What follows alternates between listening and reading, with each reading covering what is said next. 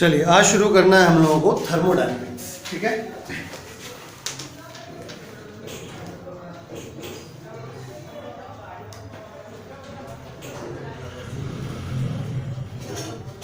Thermodynamics क्या है, लिखिए फटाक से, लिखिए। It is a branch of physics, it is a branch of physics in which we study, it is a branch of physics in which we study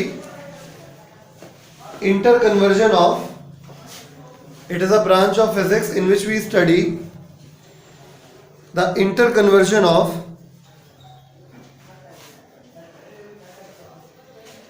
heat energy into mechanical work, heat energy into mechanical work and vice versa, and vice versa. समझ गए? आपको याद होगा पुराने जमाने में steam engine चला करते थे रेलवे वगैरह में, तो उसमें क्या होता था, हम लोग हीट एनर्जी का इस्तेमाल करते थे। क्या करने में, उसमें कोयला जलाया जाता था। ठीक है, कोयले को जलाने से जो हीट एनर्जी पैदा होती थी, उस हीट एनर्जी का इस्तेमाल हम लोग स्टीम बनाने में करते थे। ठीक है, और फिर स्टीम के प्रेशर से हम लोग इंजन चलाते थे और इंजन सारे डब्बे खींचती थी। ठीक है, आज के जमाने में इलेक्ट्रिक आ गया, वो एक अलग चीज है। बात समझ में आ रही है? तो कुल मिला के ये जो बेसिक प्रिंसिपल है ये वहां का है। ठीक है, तो हमने क्या बताया आपको, थर्मोडायनेमिक्स क्या है। थर्मोडायनेमिक्स फिजिक्स की एक ऐसी ब्रांच है जिसमें हम हीट एनर्जी को मैकेनिकल वर्क में और मैकेनिकल वर्क को हीट एनर्जी में कन्वर्ट करना सीखते हैं। आई बात समझ में? तो अब आपको कुछ बेसिक चीजें पता होनी चाहिए। Basic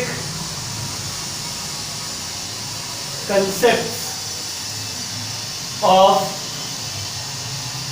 thermodynamics, basic concept of thermodynamics. Thermodynamics के बेसिक कंसेप्ट कुछ होते हैं।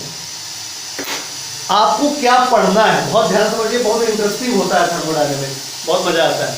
ठीक है, तो थर्मोडायनेमिक्स समझे क्या होता है। थर्मोडायनेमिक्स फिजिक्स की एक ऐसी ब्रांच है जिसमें हम हीट एनर्जी को मैकेनिकल वर्क में और उल्टा यानी मैकेनिकल वर्क को हीट एनर्जी में कन्वर्ट करना सीखेंगे। ठीक है, तो अब हम थर्मोडायनेमिक्स के कुछ बेसिक चीजों के बारे में समझते हैं। पहले केमिस्ट्री में जो थर्मोडायनेमिक्स है वो एक अलग है और फिजिक्स वाली थर्मोडायनेमिक्स अलग है। सबसे पहली चीज समझिए कि एक सिलेंडर पिस्टन अरेंजमेंट, ये है सिलेंडर।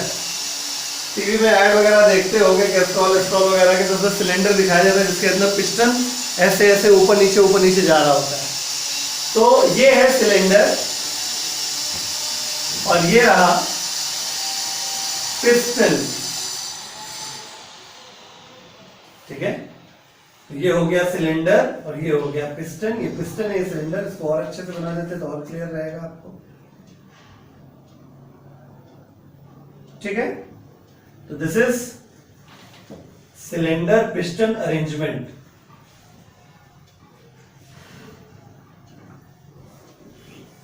क्लियर?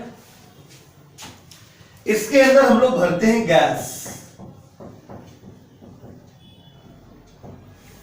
ठीक है, ये इसके अंदर भरी हुई है गैस। ठीक, आप समझिए थर्मोडायनेमिक्स में, ये तो जनरल बातचीत हो गई। थर्मोडायनेमिक्स में किस चीज को क्या कहते हैं। ये जो गैस है बेसिकली हम लोग ये समझेंगे कि ये आइडियल गैस है। मतलब हम लोग थोड़ा इजी करके पढ़ेंगे, ये अलग बात है कितना भी इजी कर लो तुम लोगों को टफे लगता है। ठीक है, तो आइडियल गैस है और ये आइडियल गैस को कहा जाता है थर्मोडायनेमिक सिस्टम। थर्मोडायनामिक सिस्टम यानी कि ये जो गैस है यही थर्मोडायनामिक क्या है, सिस्टम है। ये पूरा अरेंजमेंट नहीं है, सिर्फ ये गैस, सिर्फ इस गैस को बोला जाएगा थर्मोडायनामिक सिस्टम। आई बात समझ में? इस थर्मोडायनामिक सिस्टम को किसने घेर लिया, इस सिलेंडर पिस्टन अरेंजमेंट ने। तो इसको कहते हैं बाउंड्री ऑफ थर्मोडायनामिक सिस्टम या सिंपली बाउंड्री। ठीक है, ये हम ब्लैक पेन से लिख रहे हैं, दिस इज बाउंड्री और इसके अलावा इस पूरी दुनिया में इसके बाहर जो कुछ है बाउंड्री के बाहर, उसे कहा जाता है सराउंडिंग। सराउंडिंग क्या होता है? सराउंडिंग। आई बात समझ में? तो तीन चीजें होती है, thermodynamic system, surrounding and boundary. Clear हो गया? ठीक है, इसको कॉपी कर लीजिए। तो भैया जब भी आप आगे पढ़ेंगे तो आप मतलब इस यूनिट को जब आप आगे पढ़ेंगे तो हमेशा इस चीज को दिमाग में रखेंगे कि थर्मोडायनेमिक सिस्टम हमारी गैस है, सराउंडिंग उसके आसपास का एरिया है, जो कुछ भी इस दुनिया में उसको जिसने घेर रखा है वो उसकी बाउंड्री है। ठीक है, अब मुद्दे की बात क्या है? सारा काम जो होना है वो थर्मोडायनेमिक सिस्टम को करना है। सारा काम जो करना है किसको करना है? थर्मोडायनेमिक सिस्टम को करना है। अब ऐसा तो है नहीं कि तुमको जब क्वेश्चन दिया जाएगा तो एक सिलेंडर में पिस्टन पकड़ा दिया जाएगा, हाँ भाई करो, खुटर खुटर करके देख रहे हैं, है ना? ये सब कुछ किसमें होना है? थ्योरी में। ठीक है, तो जिस प्रकार से काइनेमैटिक्स में हम लोग पढ़ते हैं कि हाँ भाई डिस्प्लेसमेंट उसका इस डायरेक्शन में हुआ तो हाँ इमेजिन कर लिया ये हुआ होगा, वेलोसिटी इतनी है तो इमेजिन कर लिया इतनी स्पीड से चल रहा होगा, उसी प्रकार से थर्मोडायनेमिक्स में भी इस थर्मोडायनेमिक सिस्टम के कुछ वेरिएबल्स होते हैं। जैसे काइनेमैटिक्स में वेरिएबल होते हैं डिस्प्लेसमेंट, वेलोसिटी और एक्सेलरेशन, वैसे ही यहाँ पे वेरिएबल होते हैं क्या? प्रेशर, वॉल्यूम और टेम्परेचर। जिस प्रकार से बॉडी चल रही है, कैसे चल रही है, कहाँ जा रही है, किस तरह जा रही है, कैसा मोशन है, क्या हो रहा है, सब डिसाइड हो जाता है किससे? इन तीन चीजों से, डिस्प्लेसमेंट, वेलोसिटी और एक्सेलरेशन से। उसी प्रकार से प्रेशर, वॉल्यूम और टेम्परेचर से ये डिसाइड हो जाता है कि थर्मोडायनेमिक सिस्टम में क्या हो रहा है। गैस दब रही है, गैस एक्सपैंड हो रही है, गैस का टेम्परेचर बढ़ रहा है, क्या हो रहा है? आई बात समझ में? क्लियर हुआ मैं क्या कह रहा हूं? मतलब आपको कुछ ऐसे वेरिएबल्स पढ़ाए जा रहे हैं अब, जिन वेरिएबल्स की वैल्यूज से ये अंदाजा लगाया जा सकता है कि अंदर क्या हो रहा होगा। सपोज मैंने कह दिया कि वॉल्यूम आधा हो गया, तो आप क्या इमेजिन करोगे कि पिस्टन आधा नीचे आ गया होगा, तो वॉल्यूम क्या हो गया? देखो जब ये आधा आ जाएगा, यहां पे आ जाएगा, तो वॉल्यूम दब नहीं गया? बोलो, वॉल्यूम आधा रह गया? ऐसे इमेजिन करना है। कह दिया गया एक्सपेंशन हो गया, इसका मतलब क्या है? ये पिस्टन यहां रहा होगा, सड़क के ऊपर चला गया। क्लियर? समझ गए? तो थर्मोडायनेमिक वेरिएबल्स वो वेरिएबल्स होते हैं जिनकी वैल्यू के आधार पे ये पता लगाया जा सकता है कि थर्मोडायनेमिक सिस्टम यानी कि इस गैस के साथ क्या हो रहा है। आई बात समझ में? तो लिखिए, हेडिंग डाल दिए थर्मोडायनेमिक वेरिएबल्स। थर्मोडायनेमिक वेरिएबल्स लिखिए, थर्मोडायनेमिक वेरिएबल्स हेडिंग है, लिखिए इसके अंदर the quantities like pressure, the quantities like pressure, volume and temperature, और भी कई सारे वेरिएबल्स हो सकते हैं, मैं ये नहीं कह रहा हूं कि तीन ही होते हैं, लेकिन बेसिक तीन होते हैं। the quantities like pressure, volume and temperature which help us, the quantities like pressure, volume and temperature which help us, the quantities like pressure, volume and temperature which help us to study the behavior,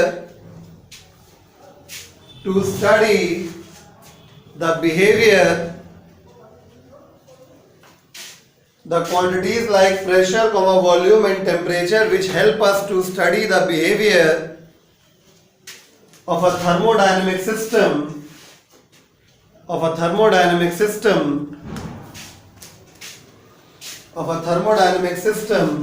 are called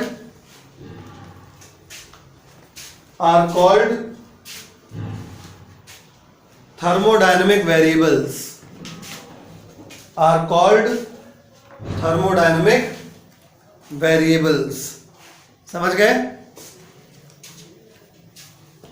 ठीक। तो किसी particular instant पे pressure इतना है, volume इतना है, temperature इतना है, तो उसे क्या कहा जाता है? Thermodynamic state. क्या कहते हैं? State, STAT। मतलब इस समय पर ये हालात हैं, ऐसा है ना, कि वॉल्यूम इतना है, प्रेशर इतना है, टेम्परेचर इतना है। इस तरीके से जब डिफाइन करते हैं तो हम क्या बोलते हैं उसको? थर्मोडायनेमिक सिस्टम की थर्मोडायनेमिक स्टेट बोलते हैं। आई बात समझ में? स्टेट का मतलब होता है थर्मोडायनेमिक सिस्टम इस समय किस हालात में है, गैस के क्या हालात हैं, उसे कहा जाता है थर्मोडायनेमिक स्टेट। अब हालात को ऐसे थोड़ा बताओगे भैया तुम मतलब बुखार है कि नहीं है, दर्द हो रहा है कि नहीं हो रहा है, इसको बताना है। थर्मोडायनेमिक सिस्टम की स्टेट बताने का एक ही तरीका है, प्रेशर इतना है, वॉल्यूम इतना है, टेम्परेचर इतना है। आई बात समझ में? तो हेडिंग डालिए थर्मोडायनेमिक स्टेट, हेडिंग डालिए थर्मोडायनेमिक स्टेट। देखिए when a thermodynamic system, when a thermodynamic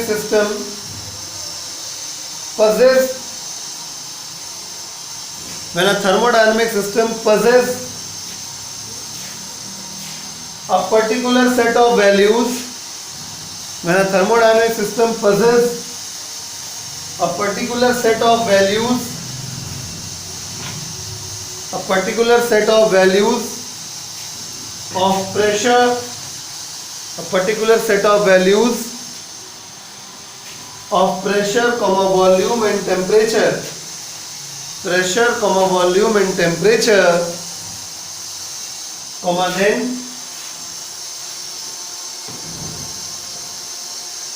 the thermodynamic system is said to be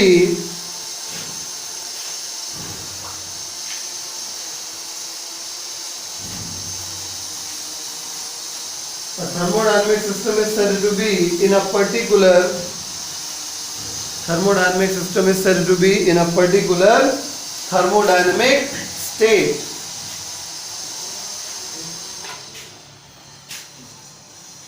And the thermodynamic system is said to be in a particular thermodynamic state.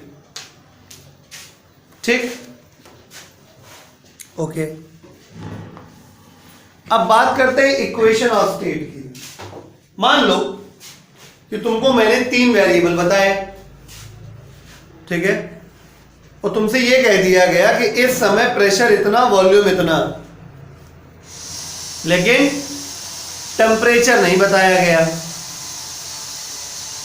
तो क्या करोगे? तुम्हें चाहिए क्या? एक formula, एक इक्वेशन जिसमें हम प्रेशर और वॉल्यूम की वैल्यू रख दें और टेम्परेचर मिल जाए। आई बात समझ में? यानी एक ऐसा फॉर्मूला जो प्रेशर, वॉल्यूम और टेम्परेचर को, यानी थर्मोडायनेमिक वेरिएबल्स को एक दूसरे से क्या करता है? जोड़ता है, कनेक्ट करता है। उसे हम क्या कहेंगे? Equation of state. नहीं समझे बात को? मैं फिर से सारी बातें शुरुआत से बोलता हूँ। थर्मोडायनेमिक्स क्या है? थर्मोडायनेमिक्स फिजिक्स की एक ऐसी ब्रांच है जिसमें हम हीट को वर्क में और वर्क को हीट में कन्वर्ट करना सीखते हैं, नंबर 1। नंबर 2, हमें थर्मोडायनेमिक्स में बेसिकली किसको इन्वॉल्व करना है? एक पिस्टन सिलेंडर अरेंजमेंट में बंद एक आइडियल गैस को इन्वॉल्व करना है, ठीक है, जिसके अंदर इस गैस को बोला जाता है थर्मोडायनेमिक सिस्टम। आसपास मतलब जिसने इसको घेर रखा है सिलेंडर और पिस्टन ने, इसको कहते हैं बाउंड्री। उसके बाद जो कुछ है सब सराउंडिंग, ठीक है। थर्मोडायनेमिक सिस्टम के हालचाल को बताने के लिए हमारे पास बेसिक 3 वेरिएबल्स होते हैं जिन्हें कहते हैं प्रेशर, वॉल्यूम और टेम्परेचर। इनकी वैल्यूज मिलने के आधार पे पता चलता रहता है कि इस समय हालचाल क्या चल रहा होगा, गैस दब रही है, फैल रही है, टेम्परेचर बढ़ रहा है, घट रहा है, क्या हो रहा है, सब पता चलता रहता है, ठीक है। तो इसके बाद मैंने बताया थर्मोडायनेमिक स्टेट क्या होती है कि मान लो प्रोसेस चल रहा है, पिस्टन अप एंड डाउन जा रहा है, कोई भी प्रक्रिया हो रही है, तो किसी पर्टिकुलर इंस्टेंट पे प्रेशर कितना है, वॉल्यूम कितना है, टेम्परेचर कितना है, इन सारी चीजों की कुछ ना कुछ वैल्यू होगी। तो इस चीज को हम लोग क्या कहते हैं? थर्मोडायनेमिक स्टेट कहते हैं। आई बात समझ में? यानी जिस वक्त हमारे पास एक particular value of pressure, volume, temperature होता है, उसको हम क्या बोल देते हैं? ये उसकी क्या है? थर्मो, जैसे वो नहीं होता है कोऑर्डिनेट्स होते हैं x, y, तो क्या बोल दिया, ये इसकी पोजीशन है, समझे। वैसे ही हमने लिख दिया गैस के लिए कि प्रेशर इतना, वॉल्यूम इतना, टेम्परेचर इतना, तो ये क्या हो गई, इसकी थर्मोडायनेमिक स्टेट हो गई। आई बात समझ में, ठीक। इसके बाद अब हमने बताया क्या कि अब समस्या खड़ी हो गई। मान लो किसी पर्टिकुलर इंस्टेंट पे तुमसे कह दिया गया कि भैया दो चीजें पता है, तीसरी नहीं पता है, तुम निकाल लेना खुद। फिर इस जगह तुम्हें क्या चाहिए, एक फॉर्मूला चाहिए। उस फॉर्मूले को हम लोग क्या कहते हैं, इक्वेशन ऑफ स्टेट। हेडिंग डाल दीजिए, equation of state.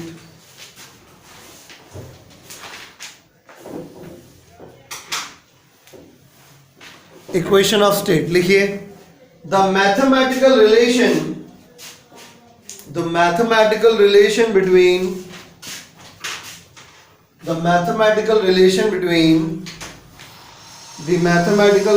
between pressure, volume and temperature. The mathematical relation between pressure, volume and temperature of a thermodynamic system. The mathematical relation between pressure, volume and temperature of a thermodynamic system. The mathematical relation between pressure, volume and temperature of a thermodynamic system is called equation of state. Is called equation of state. Example के तौर पर अगर ideal gas है, thermodynamic system में अगर एक gas ली गई है, वो आइडियल गैस है, तो वो इक्वेशन ऑफ स्टेट होती है PV is equal to nRT। का तो पढ़ा ही होगा केमिस्ट्री में, आइडियल गैस इक्वेशन पढ़िए।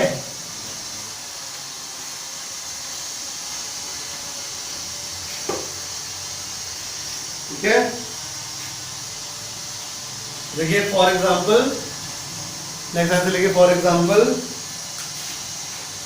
if we use ideal gas as a thermodynamic system, if we use ideal gas as a thermodynamic system, if we use ideal gas as a thermodynamic system, comma, then the equation of state will be, comma, then the equation of state will be PV is equal to nRT, where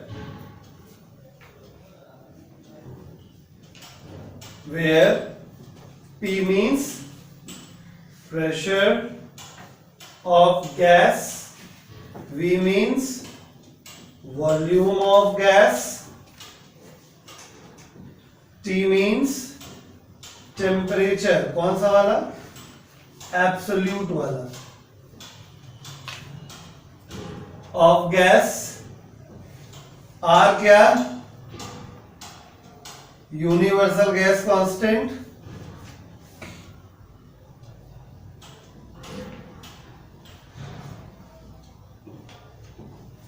ठीक है।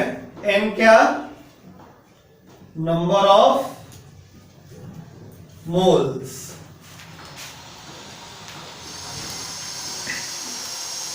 Of gas.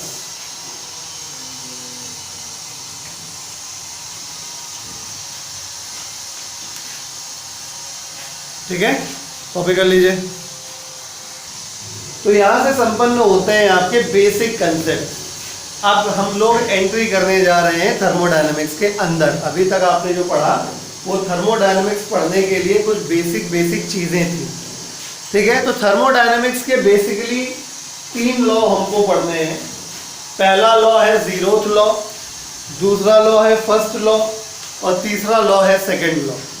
ठीक है, तो heading डाल दीजिए, laws of thermodynamics. Laws of thermodynamics देखिए,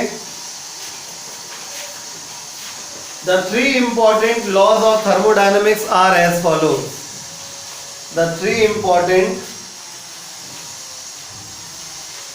laws of thermodynamics, the 3 important laws of thermodynamics are, the 3 important laws of thermodynamics are, as follows. The three important laws of thermodynamics are as follows. Number 1, zeroth law of thermodynamics. कैसे लिखा जाता है? Zeroth law of thermodynamics. Zeroth law of thermodynamics. दूसरा लिख दीजिए first law of thermodynamics. First law of thermodynamics. First law of thermodynamics. तीसरा लिखिए second law of thermodynamics. Second law of thermodynamics. ठीक है, तो हेडिंग डाल दीजिए बड़ी सी, zeroth law of thermodynamics. Zeroth law of thermodynamics.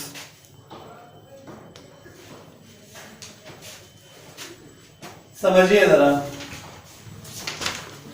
हमारे पास ये एक बॉडी है,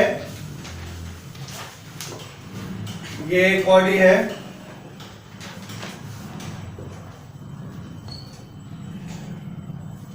और ये एक बॉडी है।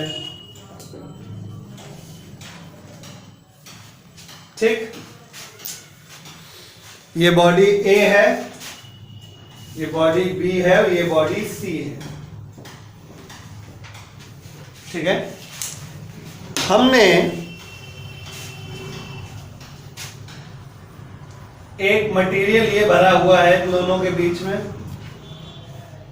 This is adiabatic wall. This is, मतलब इन दोनों के बीच में एक दीवार खड़ी कर दी, विच इज एडियाबैटिक। एडियाबैटिक का मतलब समझ लीजिए, कहीं पे लिख लीजिए अपने पास। एडियाबैटिक का मतलब आप इंसुलेटिंग वॉल भी समझ सकते हैं। एडियाबैटिक, और मैं ही लिखे दे रहा हूं इंसुलेटिंग वॉल। अब इंसुलेटिंग का शब्द का मतलब तो समझते ही होंगे। इंसुलेटिंग का मतलब इन दोनों के बीच आपस में हीट का ट्रांसफर नहीं हो सकता। ठीक है, एडियाबैटिक शब्द समझ जाइए, आज भविष्य में आपको एडियाबैटिक प्रोसेस पढ़ना है। एडियाबैटिक शब्द का मतलब ही हो गया कि हीट का आने जाने का रास्ता बंद। आई बात समझ में? अब हम यहां पे ऐसे एक वॉल बना रहे हैं, तो ये जो वॉल है ये डायाथर्मिक वॉल है। डायाथर्मिक, या जिसको आप लोग कंडक्टिंग भी कह सकते हो। डायाथर्मिक वॉल या कंडक्टिंग वॉल, बात समझ में आ गया होगा। यानी इसके थ्रू हीट का आदान प्रदान आसानी से हो सकता है। ठीक है, तो मान लो शुरुआत में इस बॉडी का इनिशियल टेम्परेचर TA था। क्या था? TA। शुरुआत में इसका टेम्परेचर TB था, और शुरुआत में इसका टेम्परेचर TC था। आई बस हम TA TB TC। अब क्या होगा, सबको पता है कि जब बॉडी अलग अलग टेम्परेचर पे होती है तो हीट का फ्लो होने लगता है आपस में, हाई टेम्परेचर से लो टेम्परेचर तक। अच्छा बताओ, क्या इन दोनों बॉडीज के बीच में आपस में हीट का एक्सचेंज हो सकता है? नहीं हो सकता। मतलब इधर से इधर हीट का ट्रांसफर नहीं हो सकता। क्रॉस कर दिया मैंने। क्या इन दोनों में हो सकता है? बिल्कुल हो सकता है। क्या इन दोनों में हो सकता है? तो इसका मतलब इन दोनों में भी हो सकता है। ब्रिज के तरीके, ये लोग आपस में बात नहीं करते, हस्बैंड वाइफ बच्चों के थ्रू बात पहुंचवा देते हैं, है ना? ओके, यानी अगर लड़ाई है दोनों लोगों में तो भी बातचीत हो सकती है।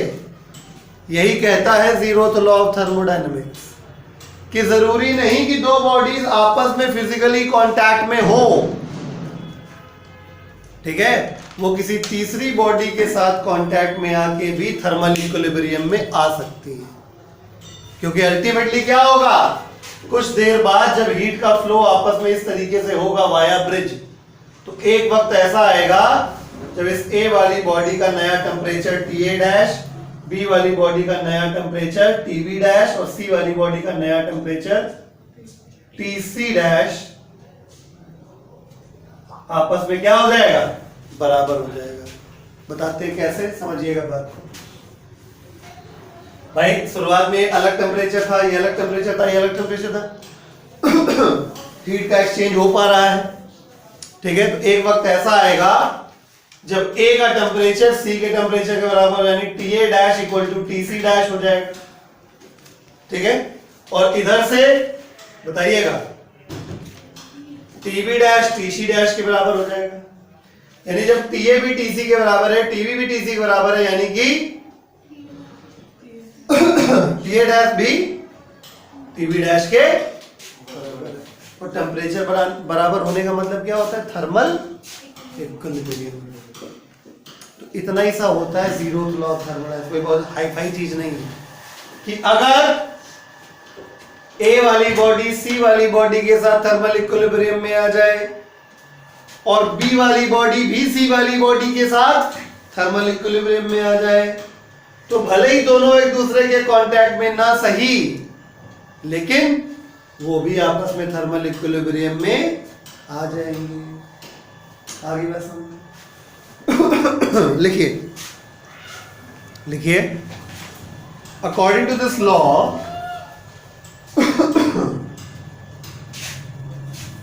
if two systems A and B, according to this law, if two systems A and B are separately, if two systems A and B are separately in thermal equilibrium with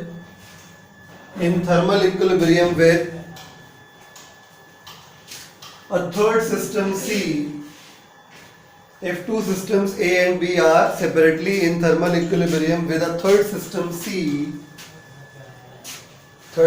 लिखा, comma, then A and B will also be in thermal equilibrium with each other.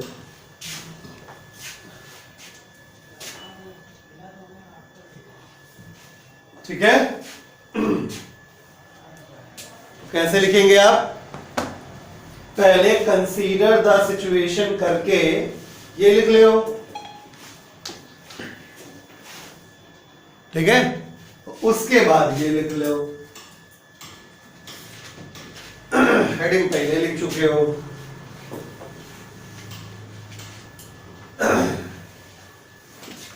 Copy कर लीजिए, पहले ये copy करना फिर ये copy करना। आज पढ़ना है हम लोगों को थर्मोडायनेमिक प्रोसेस, हेडिंग डाल दीजिए थर्मोडायनेमिक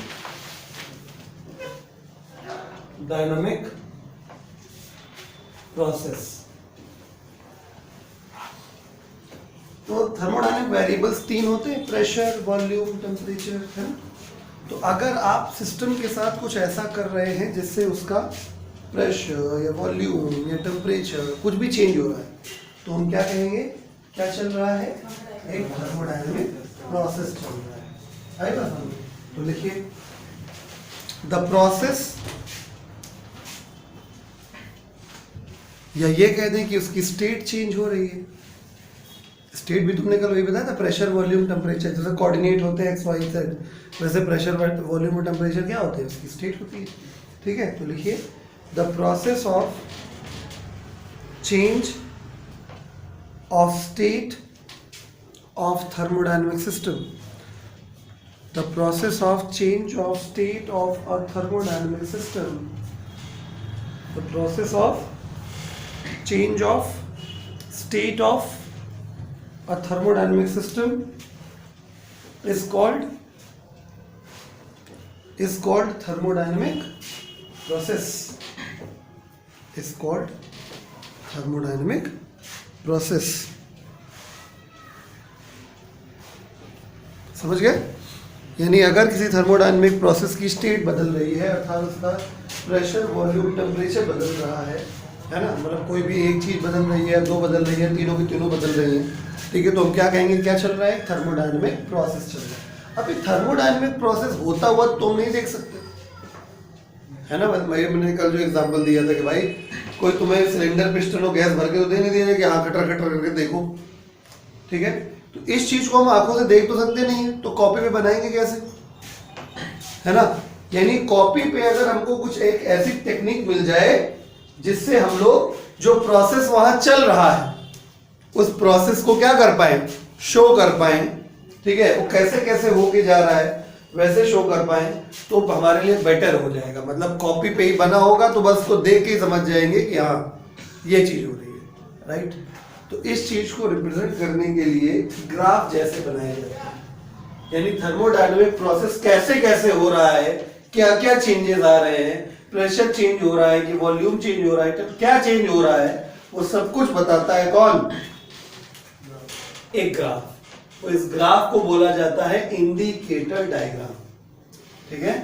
क्या है इंडिकेटर डायग्राम, कि अगर आप प्रेशर वर्सेस वॉल्यूम, है ना, या प्रेशर वर्सेस टेम्परेचर, या वॉल्यूम वर्सेस कुछ भी, मतलब 3 मेन वेरिएबल बताए थे ना थर्मोडायनामिक वेरिएबल, तो 3 में से कोई भी 2 लेके जब आप एक ग्राफ प्लॉट करते हैं तो उसको बोला जाता है इंडिकेटर डायग्राम। देखिएगा अभी हमने बनाया नहीं इंडिकेटर डायग्राम, देखिए मान लीजिए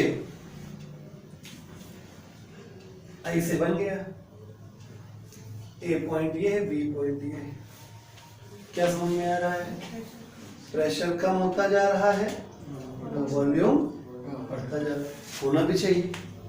जब आप पिस्टन ऊपर की तरफ खींचोगे तो वॉल्यूम बढ़ेगा तो गैस पे प्रेशर कम हो जाएगा, समझ रहे हैं। इमेजिन करना पड़ेगा, मतलब देख इसमें रहे हो, इमेजिन वहां करना है, समझे, कि जब हम पिस्टन ऊपर खींचेंगे तो गैस का वॉल्यूम क्या होगा, गैस को स्पेस ज्यादा मिलेगी, वॉल्यूम बढ़ जाएगा और गैस पे प्रेशर भी कम हो जाएगा।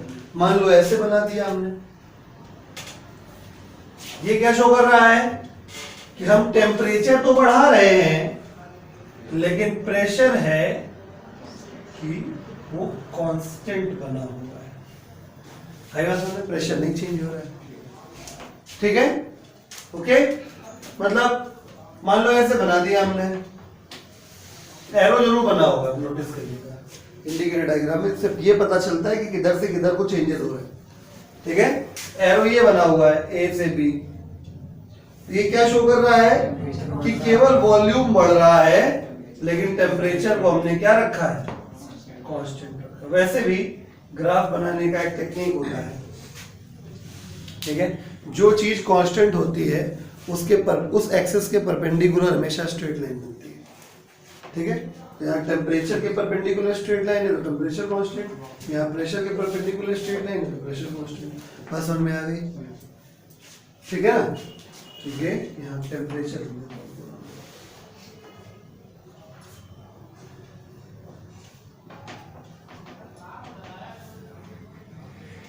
बात समझ में आ गई, क्लियर हो गया। इंडिकेटर डायग्राम वो क्या होता है, इंडिकेटर डायग्राम एक ग्राफ है जो कोई भी 2 थर्मोडायनामिक वेरिएबल लेके ड्रॉ किया जाता है, उसके अंदर जो ग्राफ बनता है इसको इंडिकेटर, ये है इंडिकेटर डायग्राम, ये है इंडिकेटर डायग्राम जो ब्लू कलर से बना है, ये है इंडिकेटर डायग्राम। इससे क्या पता चलता है कि प्रोसेस के साथ आखिर चल क्या रहा है, हो क्या रहा है, ठीक है। तो लिखिए, कहीं डालिए इंडिकेटर डायग्राम, लिखिए the graphical representation of variation, the graphical representation of variation, the graphical representation of variation in the state of, the graphical representation of variation in the state of thermodynamic system, the graphical representation of variation in the state of thermodynamic system with the help of 2 thermodynamic variables, with the help of 2 thermodynamic variables, with the help of 2 thermodynamic variables is called, with the help of 2 thermodynamic variables is called indicator diagram, is called indicator diagram,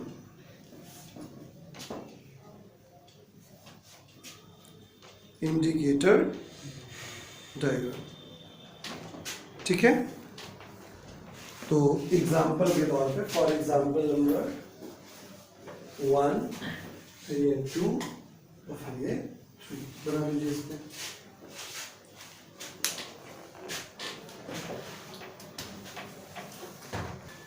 हाँ जी, अब तीन बहुत important चीज़ों की बात करने जा रहे हैं। ये पिलर्स हैं फर्स्ट लॉ ऑफ थर्मोडायनेमिक्स के लिए, यानी अगर आपको फर्स्ट लॉ ऑफ थर्मोडायनेमिक्स पढ़ना है तो फिर ये तीन चीज़ें आनी चाहिए, ठीक है। एक है हीट एनर्जी, एक है इंटरनल एनर्जी और एक है वर्क डन, ठीक है। तो एक एक करके हम लोग बात करेंगे। हेडिंग डाल दीजिए, हीट एनर्जी इन थर्मोडायनेमिक्स। वैसे बताने की आवश्यकता नहीं है, हीट एनर्जी के बारे में आप लोग बहुत अच्छे से जानते हो, किंतु इस चैप्टर में हम लोग हीट एनर्जी के बारे में कुछ अलग ही तरीके से डिस्कशन करेंगे, ठीक है। यहाँ पर हीट एनर्जी एक ऐसी एनर्जी है जो थर्मोडायनेमिक सिस्टम और सराउंडिंग के बीच में एक्सचेंज होती है, ठीक है। यानी अगर हम यहाँ पे बात करें, डेफिनेशन लिखवाएं तो कौन सी एनर्जी? ऐसी एनर्जी जो सिस्टम से सराउंडिंग में या सराउंडिंग से सिस्टम में जाती है, उस एनर्जी को हम लोग यहाँ पे कौन सी एनर्जी कहेंगे? Heat energy. आई बात समझ? तो हेडिंग थी आपकी हीट एनर्जी इन थर्मोडायनेमिक्स। लिखिए, the energy which is exchanged, the energy which is exchanged between a thermodynamic system, the energy which is exchanged between a thermodynamic system and its surroundings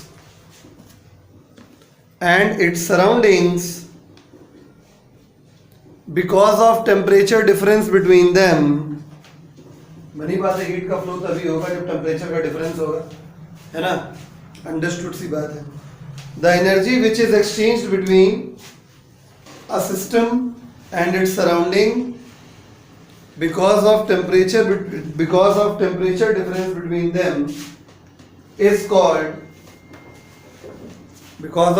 difference between them is called heat energy, is called heat energy, ठीक है। Full stop. Next line से लिखिए, it is represented by delta Q, it is represented by delta Q,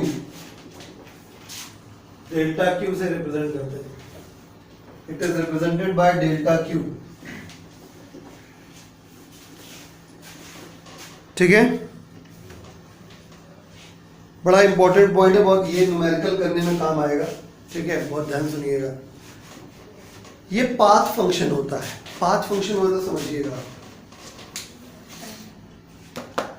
path function मतलब ये process पे depend करता है। Path का मतलब होता है प्रोसेस। जैसे मोस्टली पीवी इंडिकेटर डायग्राम ही बनाया जाता है मैक्सिमम टाइम। जैसे तो हमने आपको तीन बताए, पीवी, पीटी और टीवी, ठीक है।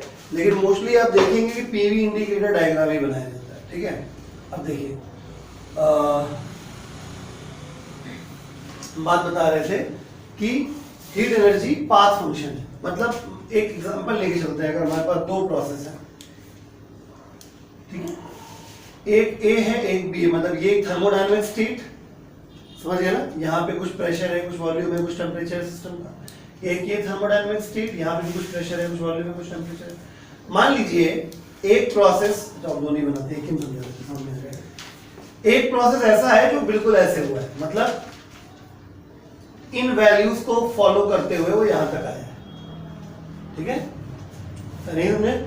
और एक प्रोसेस ऐसे बना दिया गया, मतलब ये ग्राफ क्या हो गया? प्रोसेस हो गई। ये प्रोसेस को शो कर रहा है कि ऐसे ऐसे प्रेशर वॉल्यूम चेंज होते होते होते होते यहां पे हम पहुंचे,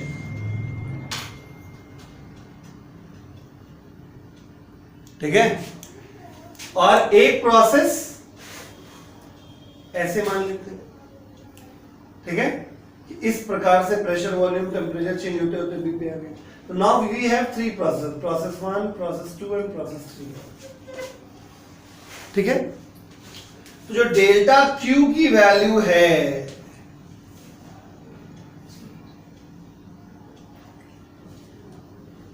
यानी हीट की वैल्यू, हर केस में अलग अलग होगी। क्यों? क्योंकि प्रोसेस अलग अलग है। इसलिए कहा कि पाथ फंक्शन है, मतलब अगर पाथ अलग है तो इसकी वैल्यू भी अलग है। आई बात समझ में? क्लियर? ठीक है ना। तो स्टार बना के नेक्स्ट लाइन से लिखिए, it is a path function that is it depends on the process. That is, it depends on the process. ठीक है, फॉर एग्जाम्पल करके इसको नोट कर लीजिए.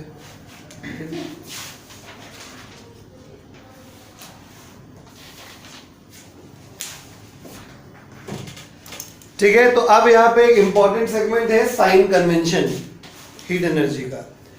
ये केमिस्ट्री से थोड़ा भिन्न है. केमिस्ट्री भिन्न क्या, बिल्कुल डिफरेंट है. केमिस्ट्री में साइन कन्वेंशन और फिजिक्स में साइन कन्वेंशन एकदम अलग है. इसलिए जब केमिस्ट्री और फिजिक्स में काम करें तो अपना सोच समझ के काम करें. ठीक है, हीट एनर्जी हेड डाल दिए, sign convention for heat energy in thermodynamics. Sign convention for heat energy in thermodynamics. Sign convention for heat energy in thermodynamics. Sign convention for heat energy in thermodynamics. Thermodynamics. ठीक है, तो अगर question में ऐसा कहा गया है या आपको ऐसा समझ में आ रहा है कि heat is given to the system, तो आपको साइन पॉजिटिव लेना है क्यू का. अगर heat is taken from the system, यानी हीट सिस्टम से बाहर आई है, तो कैसा साइन लेना है, नेगेटिव लेना है. तो लिखिए, if heat is given to the system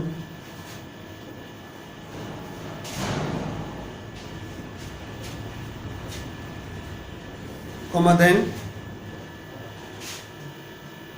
it will be taken positive. It will be taken positive. It will be taken positive. And if heat is taken from the system, अब शब्दावली बदल सकती है. heat is extracted from the system, है ना, या heat is given by the system, है ना. तो कुछ भी शब्द लग सकते हैं, तो आपको समझना होगा. तो मैंने क्या बोला, if heat is taken from the system then it is taken negative. If heat is given to the system then positive, and if heat is taken from the system then negative.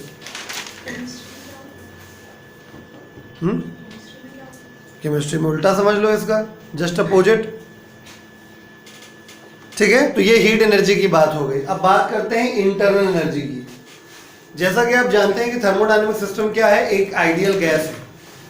ठीक है, gas में क्या होते हैं, molecules होते हैं. Molecule क्या होते हैं, कंटिन्यूसली रैपिड मोशन में होते हैं, यानी उसके पास, गैस मॉलिक्यूल के पास काइनेटिक एनर्जी होती है. यानी कुल मिला के सिस्टम के मॉलिक्यूल्स के पास अपने पास परमानेंटली कुछ ना कुछ एनर्जी रहती है.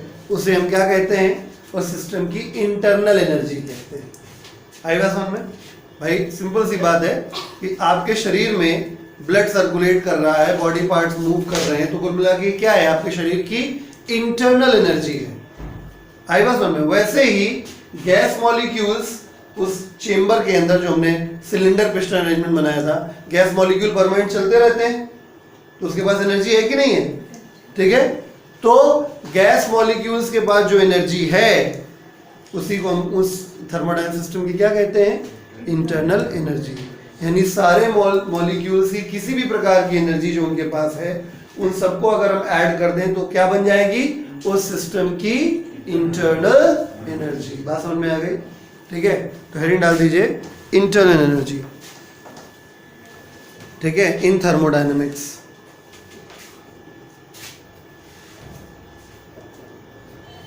internal energy in thermodynamics.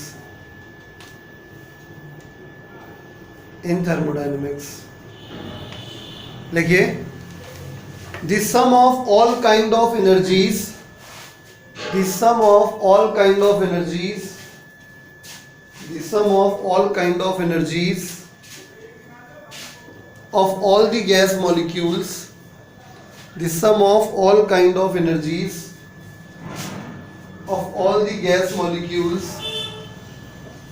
the sum of all kinds of energies of all the gas molecules in a thermodynamic system, in a thermodynamic system, in a thermodynamic system is called, in a thermodynamic system is called internal energy is called internal energy. Full stop. It is represented by delta U. Delta U, U capital बनेगा. It is represented by delta U. ठीक है. अब बारी आती है, ये path function है कि नहीं है? नहीं, ये पाथ फंक्शन नहीं है, पॉइंट फंक्शन है. पॉइंट फंक्शन क्या होता है? पॉइंट फंक्शन वो चीजें होती हैं जो इनिशियल और फाइनल स्टेट पे डिपेंड करती हैं. कहां से चले थे और कहां पहुंच गए, रास्ता क्या था उससे कोई फर्क नहीं पड़ता. ठीक है, जैसे वर्क डन होता है. ठीक है, ध्यान से देखिएगा. ठीक है, मतलब जैसे डिस्प्लेसमेंट होता है कि अल्टीमेटली आप कहां से कहां पहुंच गए, इससे मतलब है. रास्ता क्या था उससे कोई फर्क. जैसे यहाँ पे हम एग्जांपल ले लें. ठीक है, तो इसको रब कर देते हैं. अगर मैं आपसे डेल्टा यू यानी इंटरनल एनर्जी की बात करूं तो डेल्टा यू की वैल्यू फर्स्ट प्रोसेस में, डेल्टा यू की वैल्यू सेकंड प्रोसेस में और डेल्टा यू की वैल्यू थर्ड प्रोसेस में, सब में क्या रहेगी? बराबर रहेगी. क्यों? क्योंकि तीनों प्रोसेसेस में इनिशियल और फाइनल स्टेट क्या है? सेम. ठीक है, तो नेक्स्ट पॉइंट लिखिए. It is a point function, star बना के लिखिए. It is a point function, it is a point function that is it depends on initial and final states. That is it depends on initial and final states. बना लीजिए इसको. इसका भी sign convention होता है. ठीक है, अगर थर्मोडायनेमिक सिस्टम का टेम्परेचर बढ़ रहा है तो डेल्टा यू पॉजिटिव लिया जाता है, और अगर थर्मोडायनेमिक सिस्टम का टेम्परेचर घट रहा है तो नेगेटिव लिया जाता है, और चेंजे नहीं हो रहा टेम्परेचर तो डेल्टा यू जीरो हो जाता है. ये हम बाद में भी लिखवा देंगे, फिलहाल बस हम केवल साइन कन्वेंशन लिखवाना चाहते हैं. तो इन डाल दिए sign convention of internal energy.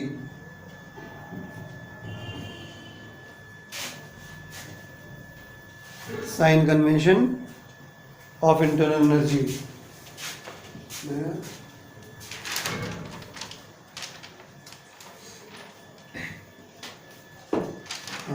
Sign convention of internal energy in thermodynamics. देखिए, if temperature of the thermodynamic system increases, if temperature of the thermodynamic system increases, if temperature of the thermodynamic system increases, if temperature of the thermodynamic system increases, then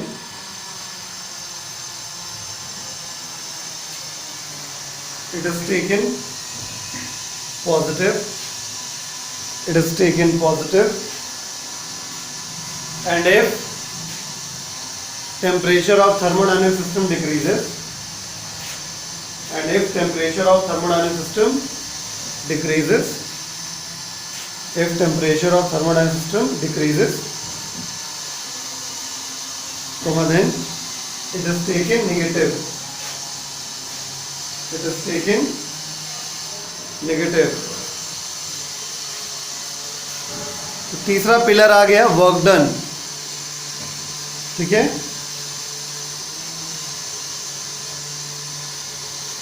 तो work की एक बहुत basic definition होती है my dear, बचपन से आप लोग पढ़ते चले आ रहे हैं. अगर किसी चीज में फोर्स लगाया जाए और बॉडी खिसक जाए तो कहा जाता है कि वर्क हुआ है. यहाँ भी कुछ ऐसा ही है. थर्मोडायनेमिक सिस्टम वर्क कर रहा है कि नहीं कर रहा है, ये इस बात से पहचान लगाई जाती है कि उसका जो पिस्टन है, पिस्टन ऊपर जा रहा है या नहीं जा रहा है, नीचे जा रहा है या नहीं जा रहा है. अगर पिस्टन अपनी जगह से डिस्प्लेस हो रहा है तो हम कहेंगे कि थर्मोडायनेमिक प्रोसेस में वर्क हो रहा है. अगर पिस्टन हिला ही डुला नहीं, मतलब वॉल्यूम में नहीं चेंज हुआ. बात को समझिए बहुत ध्यान से, क्योंकि चीजें सारी जोड़नी पड़ेगी आपको फ्यूचर में. ठीक है, पिस्टन अगर ऊपर उठा तो वॉल्यूम बढ़ा,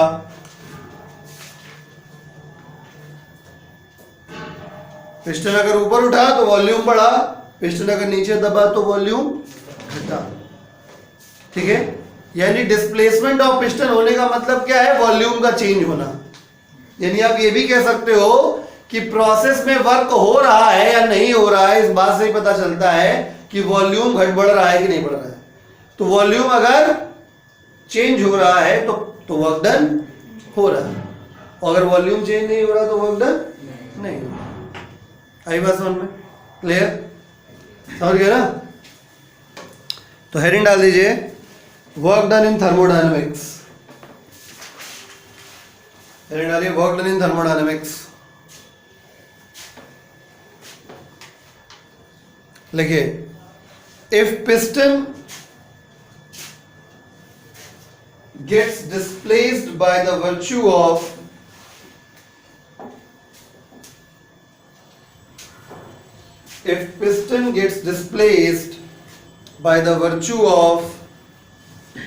force of thermodynamic system, if piston gets displaced by the virtue of force of thermodynamic system, comma, then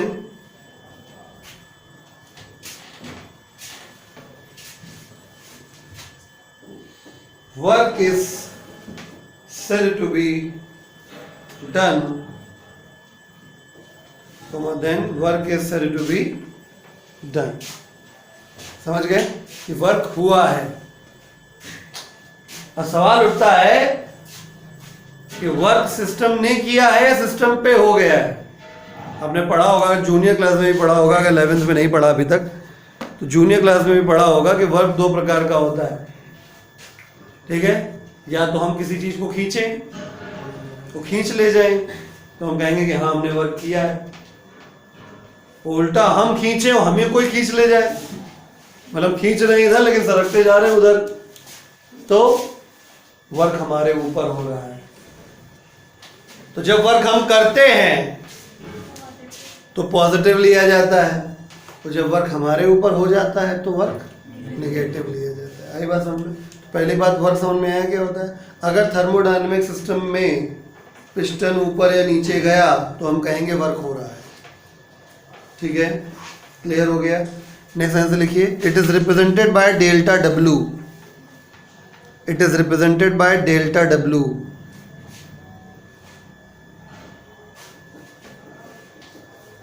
ठीक है, स्टार बना के लिखिए नेक्स्ट लाइन से, it is a path function. ये भी पाथ फंक्शन है, मतलब ये प्रोसेस पे डिपेंड करता है। पहला वाला पाथ पे था, ठीक है, यानी पॉइंट वाला केवल इंटरनल एनर्जी है। तीन है, तीन में से दो पाथ है, एक पॉइंट है। बीच वाला मतलब इंटरनल एनर्जी वाला जो है वो पॉइंट फंक्शन है, बाकी दोनों पाथ फंक्शन है। तो it is a path function, that is it depends on the process, that is it depends on the process. Example के तौर पर अगर ये तीन प्रोसेस है तो डेल्टा W1, डेल्टा W2 और डेल्टा W3 अगर देखें तो ये सब क्या हो जाएंगे, अलग अलग हो जाएंगे। क्यों? क्योंकि प्रोसेस, पाथ, रास्ते, तरीके, कुछ भी कह लीजिए, सब अलग है। कॉपी कर लीजिए इसको। अब हेडिंग डाल दीजिए, sign convention of work done in thermodynamics. Sign convention of work done in thermodynamics, जैसा कि मैंने बता दिया। चलिए थोड़ा सा समझा देते हैं, अभी तक समझा ही रहे, ठीक है। फिर भी इमेजिन करिए कि आप स्वयं में गैस हैं और आप पिस्टन सिलेंडर के अंदर बंद हैं।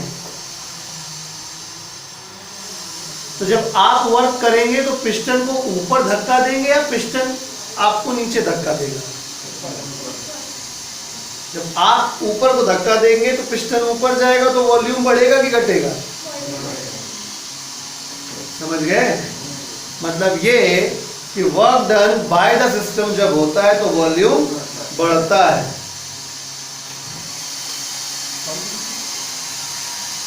ठीक है, और work done on the system जब होगा यानी आप गैस हैं, पिस्टन आपको दबाए दे रहा है, तो वॉल्यूम क्या हो जाएगा आपका, कम हो जाएगा। आई बात समझ में? वॉल्यूम क्या हो जाएगा, कम हो जाएगा। बात समझ में आ गई? ठीक, तो हेडिंग डाल दिया, sign convention of work done in thermodynamics. लिखिए, if work is done by the system, if work is done by the system, bracket में लिखो, दैट इज एक्सपेंशन। समझ गए ना? लॉजिक क्लियर है? आप अपने आप को गैस मान लीजिए, आप जब एक्सपैंड करेंगे तभी पिस्टन ऊपर जाएगा, ठीक है? ओके, तब वो कहा जाएगा कि वर्क आपने किया, और जब वर्क आपने किया तो कैसा लिया जाएगा, पॉजिटिव। तो इसमें लिखिए, if work is done by the system, bracket में लिखो, that is expansion, bracket close, comma, then it is taken positive, comma, then it is taken positive,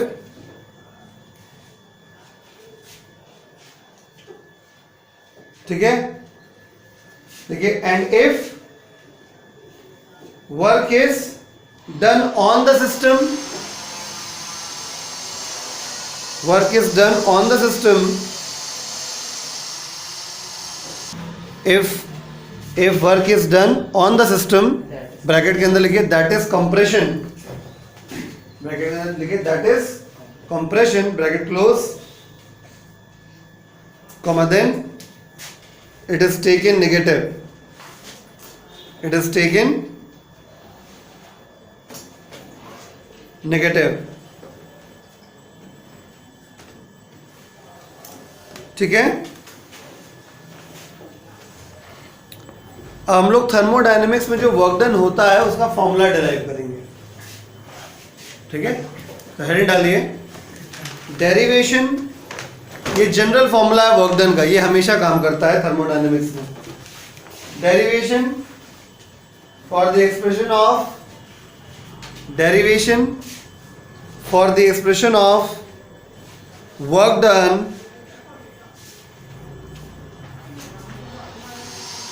in a thermodynamic process,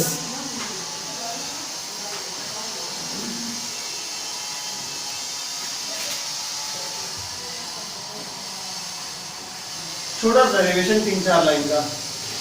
देखिए, कंसीडर द सिचुएशन, बहुत ध्यान से मान लेते हैं कि लेट गैस का प्रेशर ज्यादा है, गैस फोर्स लगा के पिस्टन को ऊपर ढकेल रही है, ठीक है? तो लेट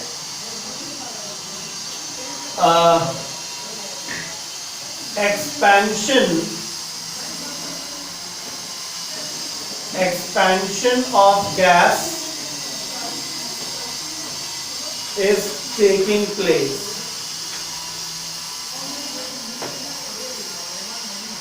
ठीक है? मान लीजिए कि ये सिलेंडर था, ये इसका बेस है, तो अच्छा हो गया ये, ठीक है? पहले जो पिस्टन था वो यहां पे था, ऐसा,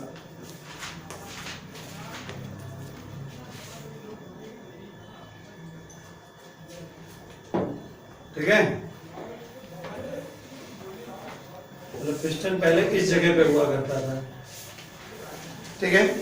गैस का प्रेशर लगा, पिस्टन तुम्हारा यहां पहुंच गया,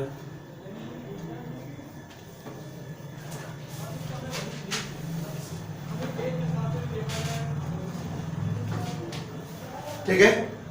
तो मान लेते हैं कि यहां से यहां तक डिस्प्लेस हो गया डेल्टा एक्स, मेरी बात मतलब डी एक्स, ठीक है? क्लियर? यहां पे गैस थी, गैस ने क्या किया, प्रेशर लगाया, ठीक है? पी प्रेशर है, ये लगा, और गैस ये सिलेंडर, ये क्या हुआ, डिस्प्लेस हो गया, ठीक है? तो अगर हम area of cross section A माने, तो इसका मतलब फोर्स कितना लगाया, force exerted by piston, F बराबर, फोर्स बराबर प्रेशर इंटू एरिया होता है, बोलो। अगर इस एरिया, इस पिस्टन का एरिया A है और गैस ने प्रेशर P लगाया, तो इसका मतलब जो पिस्टन पे फोर्स लगाया कितना लगेगा, फोर्स बराबर प्रेशर इंटू एरिया, क्योंकि pressure equal to force upon area होता है। आगे बढ़ जाते हैं। ऑब्वियसली पिस्टन यहां से यहां डिस्प्लेस हो गया तो वर्क डन हुआ। तो we know that work done का बेटा फॉर्मूला होता है, अगर आपको नहीं पता, W बराबर integration F dot dx। F dot dx, ठीक है। कहां से कहां तक? इनिशियल डिस्प्लेसमेंट से फाइनल डिस्प्लेसमेंट तक, ठीक है। बहुत ध्यान समझिएगा। F dot dx। अब अभी मैंने आपको बताया फोर्स का फॉर्मूला क्या होता है? प्रेशर इनटू एरिया, ठीक है। या रुक जाइए, इसको ओपन करते हैं। तो देखो फोर्स किधर लगेगा? इधर लग रहा है ऊपर की तरफ। डिस्प्लेसमेंट किधर हो रहा है? dx, वो भी ऊपर हो रहा है। तो इसका मतलब थीटा कितना है? इसको पहले ओपन कर देते हैं। देखो डॉट प्रोडक्ट का फॉर्मूला है W बराबर इंटीग्रेशन फ्रॉम इनिशियल डिस्प्लेसमेंट से फाइनल डिस्प्लेसमेंट तक। इसको जब ओपन करेंगे तो F into dx into cos theta. Theta की वैल्यू कितनी हो गई? 0 डिग्री। कोई दिक्कत? जब थीटा की वैल्यू 0 डिग्री हो गई तो W बराबर इंटीग्रेशन इनिशियल डिस्प्लेसमेंट से final displacement F into dx into cos 0। Cos 0 की वैल्यू कितनी होती है? 1। समझ गए बात को? क्लियर? फोर्स का फॉर्मूला क्या निकाल लिया? प्रेशर इनटू एरिया, ठीक है। तो इसलिए मतलब ऐसे लिख देते फ्रॉम फर्स्ट, अभी दोबारा समझा देते। From first equation work done बराबर इनिशियल डिस्प्लेसमेंट से फाइनल डिस्प्लेसमेंट तक फोर्स की जगह पे हो गया pressure into area into dx। A into dx क्या होगा? एरिया इनटू हाइट, यानी ये क्या हो गया? dv। कितना? अरे बताओ, एरिया इनटू हाइट क्या होता है? वॉल्यूम नहीं होता है क्या? ये पिस्टन ऊपर गया, वॉल्यूम बढ़ा, वॉल्यूम कैसे निकालोगे? dv बराबर एरिया इनटू कितनी हाइट ऊपर गया? dx। आई बात समझ में? तो यहां पे a इंटू dx किसके बराबर हो जाएगा? a इंटू dx किसके बराबर? dv के। तो वर्क डन बराबर क्या हो गया? Integration p into dv। अब पहले x था वेरिएबल, अब v है, तो यहाँ पे क्या हो जाएगा? vi से लेके vf, इनिशियल वॉल्यूम से फाइनल वॉल्यूम। ये फॉर्मूला है, समझ गए? दोबारा बताते हैं, फिर से एक बार सुनिए। देखो बेटा, सबसे पहले हमने मान लिया कि हमारे पास एक थर्मोडायनेमिक सिस्टम है, पिस्टन और सिलेंडर में पैक, ठीक है। और इस समय एक्सपेंशन चल रहा है। तो एक्सपेंशन कैसे चल रहा होगा? गैस ने प्रेशर लगाया होगा, प्रेशर की वजह से फोर्स लगा होगा और पिस्टन यहां से यहां डिस्प्लेस हो गया होगा। तो मान लिया कितना डिस्प्लेसमेंट हुआ? थोड़ा सा डिस्प्लेसमेंट हुआ dx। थोड़ा सा माना है, लेकिन आपको डायग्राम बेटर समझाने के लिए हमने इसको बड़ा बनाया है, ठीक है। उसके बाद प्रेशर लगाने से फोर्स आया, ठीक है। तो फोर्स किधर लग रहा है? ऊपर की तरफ। डिस्प्लेसमेंट किधर है? इधर। तो फोर्स और डिस्प्लेसमेंट के बीच एंगल कितना हो गया? 0 डिग्री। बात समझ में आ गई? ठीक है। तो प्रेशर लगाने की वजह से फोर्स एक्सर्ट हुआ, फोर्स भी ऊपर है, डिस्प्लेसमेंट भी पिस्टन का ऊपर हो गया, यानी फोर्स और डिस्प्लेसमेंट दोनों सेम डायरेक्शन में, थीटा की वैल्यू 0 डिग्री हो जाएगी, ठीक है। फोर्स कितना लगेगा? फोर्स बराबर प्रेशर इनटू एरिया से। वर्क डन का फॉर्मूला क्या होता है? इंटीग्रेशन इनिशियल डिस्प्लेसमेंट से फाइनल डिस्प्लेसमेंट तक F डॉट dx। इसको ओपन करेंगे डॉट प्रोडक्ट के फॉर्मूले से, F into dx into cos theta, theta की वैल्यू 0, कॉस 0 की वैल्यू 1। यहां तक ओके था। फिर फोर्स की जगह तुमने क्या रख दिया यहाँ पे? प्रेशर इंटू एरिया, ठीक है। A इंटू dx क्या है? एरिया इंटू dx था हाइट, तो एरिया इंटू हाइट होता है वॉल्यूम, यानी एक प्रकार से ये वो वॉल्यूम है जितना हमारा वॉल्यूम बढ़ा। तो A इंटू dx को क्या लिखा जाएगा? dv, increase in volume. नहीं समझे? dv क्या है? लिख दे रहे हैं, इंक्रीज इन वॉल्यूम, ठीक है। तो ये तुम्हारा A इंटू dx, ये dv आ गया। और क्योंकि लिमिट पहले x की थी, इसलिए x के टर्म्स में लिमिट थी। अब यहाँ पे वेरिएबल dv हो गया है, तो वॉल्यूम के टर्म्स में लिमिट आ गई है। इस प्रकार से आपका वर्क डन का फॉर्मूला W बराबर integration from initial volume to final volume P dv है। बात समझ में आ गया?